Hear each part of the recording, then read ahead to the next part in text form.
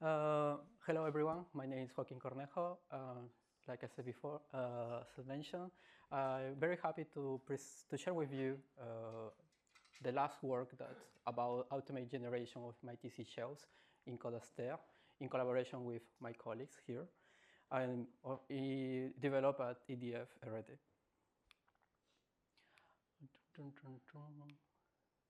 Okay, so IDF, one of the main goals is to generate low carbon energy using different kinds of technologies. Among of them, there is the nuclear plants. And in order to ensure the safety and long-term operation of these facilities, we have to rely on numerical simulations. Actually, engineers have to face different kinds of problems like soil mechanics, welding, fighting failure rotating machinery, and of course, civil engineering. And that's one of the reasons that why EDF developed and maintained its own code called CodeAster and Salome MK, which is open source finite element software. Like any other software, we are always evolving. Last year, we presented this project as an internship, actually to introduce other tools in order to generate the code and improve different parts of our own code. The basic idea is very simple. We are using Dolphin or FEniCS.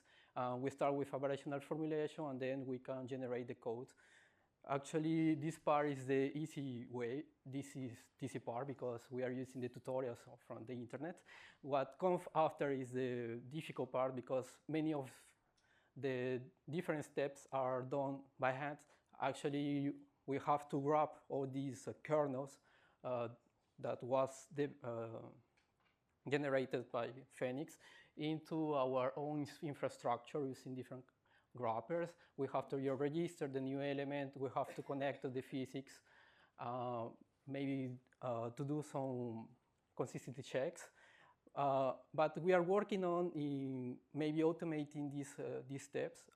Our dream is to have a user-friendly interface where the user can put his own generated code and test it with CodeAster. So we started this project with simple formulation like linear elasticity and stacks problem. And then we moved to a more complicated one using a new plate formulation that uses Lagrange and Nedelec finite elements. So in a very short, in fact, at CodeAster, they're interested to develop new elements to test in the civil engineering, of course.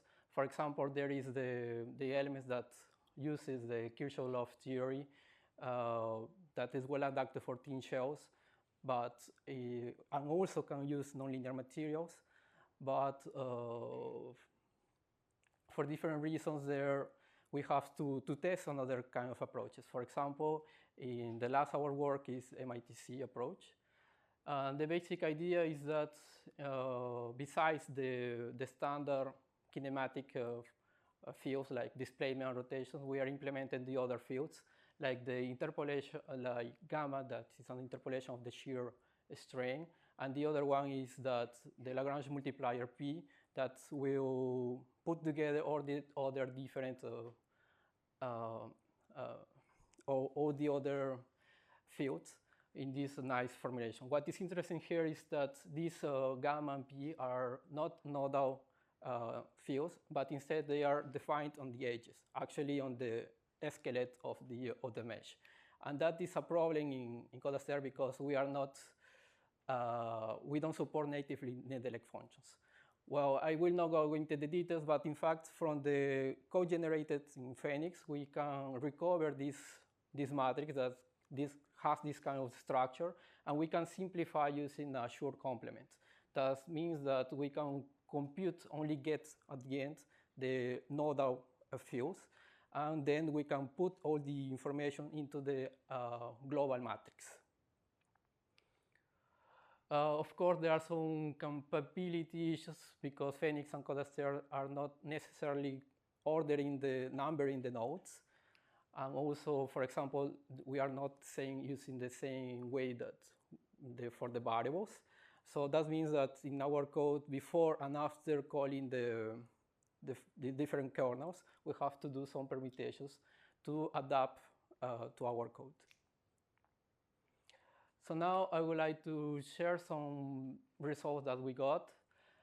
This kind of examples is in the literature that we were using it.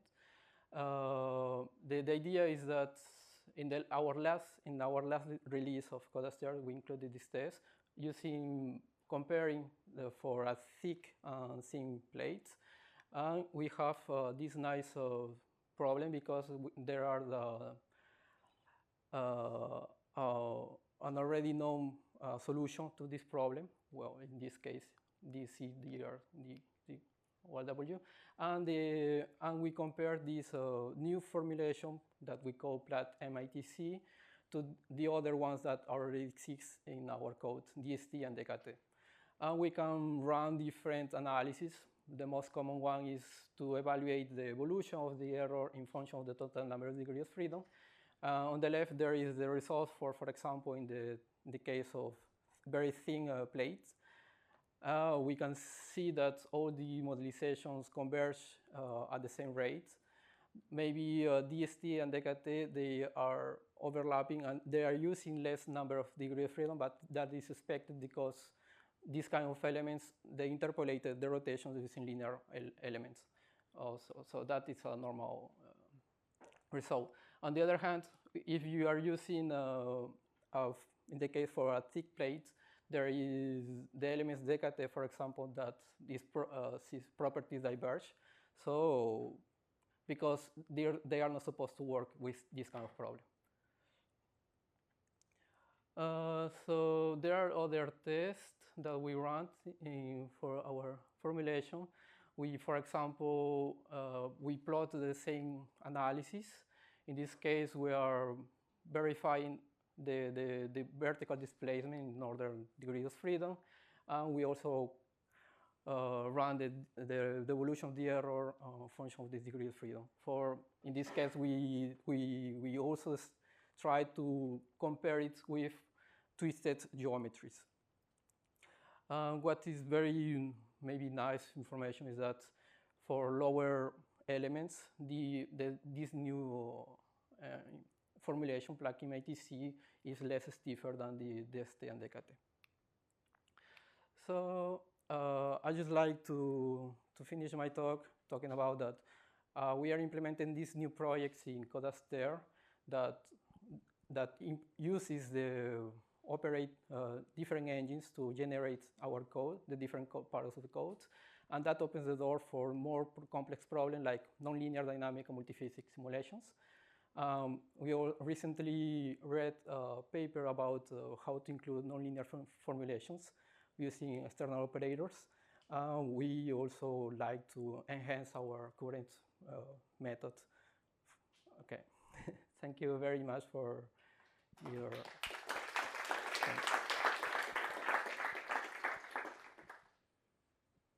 Any questions? Maybe I'll start with a question. I was wondering about, so how much effort would it represent to implement what you have in CodeAster, but all into FEniCSx? And have you thought about it? I think that I didn't understand your question. If you would implement, like, instead of like having to renumber like all the degrees of freedom and so on, and all this effort that it represents, would it be like worth it to actually implement all of it in FEniCSx? Or like what? Yeah. For example, the previous words for before that. Yeah, I mean not using the CodeAster features, but only FEniCSx. Would you be able to reproduce the results? Well, actually, we are very interested in using this kind of FEniCS, for example, just to generate the code and then just for prototyping, for fast prototyping, and then compare it with the current stage, the current elements that already exist in CodeAster. No, I was just. Yes, John. Thank you for the presentation. I didn't get in the weak formulation the Nedelec degrees of freedom that you have. These are local to the element? Yes. You perform static condensation locally? Yes. We before assemble the global matrix we have a loop over the elements, and so that matrix come from FEniCS, and then we can do the static condensation. Yes, so we can read off the node-out variables. There's a few more subtleties. Yeah, I can imagine. Yes. Because it's a shared edge, right? Yeah, indeed. So there are shared things on the edge, but because of the projection, with a certain choice of degrees of freedom, you get a diagonal mass matrix, and then you can do it. You can basically eliminate them on the edges. Okay. It was not so obvious. Indeed. And does it work also for large displacement, or this is just For what? for large displacement analysis, nonlinear geometry? No, for the moment we are implemented for linear cases, so we are moving forward to nonlinear formulations. Yeah.